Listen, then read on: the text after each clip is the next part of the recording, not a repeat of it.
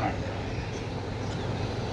ಆಗ ಎಲ್ಲ ಹೇಳೋರು ಧರ್ಮದ ಅದಕ್ಕೆ ಅಧಿಷ್ಠಾನ ಇದೆ, ಧರ್ಮದ ಆಧಾರ ಇದೆ ಅದು ಅಸ್ಪೃಶ್ಯತೆಗೆ. ಗುರುಜಿ ಕೇಳಿದ್ರು ಯಾವ ಧರ್ಮದಲ್ಲಿ ಇದೆ ಹೇಳಿ. ಅದಕ್ಕಾಗಿ ಅವರು ಧರ್ಮಾಚಾರನ್ನು ಸೇರಿಸಿ ಅವ್ರ ಮೂಲಕ ಹೇಳಿಸ್ಬೇಕು, ಇದಕ್ಕೆ ಆಧಾರ ಇಲ್ಲ ಅಂತ ಹೇಳೋದಕ್ಕಾಗಿ ಉಡುಪಿಯಲ್ಲಿ ವಿಶ್ವಹಿಂದೂ ಸಮ್ಮೇಳನ 69ರಲ್ಲಿ ಆದಾಗ ಎಲ್ಲ ಸಂತರ ಬಾಯಿಂದ ಹೇಳಿಸಿದ್ರು, ಹಿಂದವ ಸೋದರ ಸರ್ವೇ, ಎಲ್ಲ ಹಿಂದೂಗಳು ಅಣ್ಣ ತಮ್ಮಂದಿರು. ಗುರೂಜಿಯವರ ಜೀವನದಲ್ಲಿ ಅತಿ ಆನಂದದ ಕ್ಷಣ ಅದು.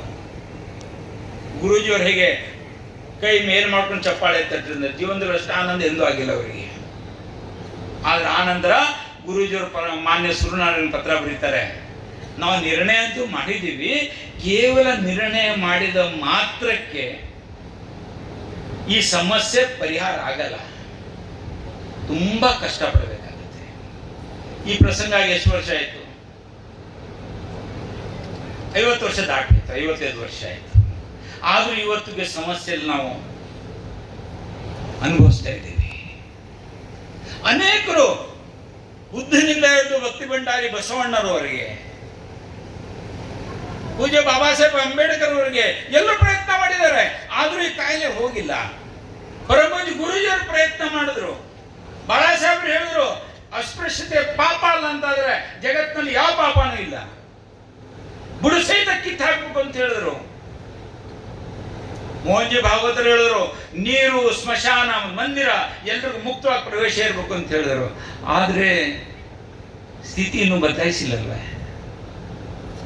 ಅದಕ್ಕೆ ಸಂಘದ ಸ್ವಯಂ ಸೇವಕರು ಈ ದಿಕ್ಕಿನಲ್ಲಿ ಪ್ರಯತ್ನ ಮಾಡಬೇಕು ಅಂತ ಅಪೇಕ್ಷೆ ಎಲ್ಲಿಂದ? ತಮ್ಮ ಸ್ವಂತದ ನೆಲೆಯಿಂದ.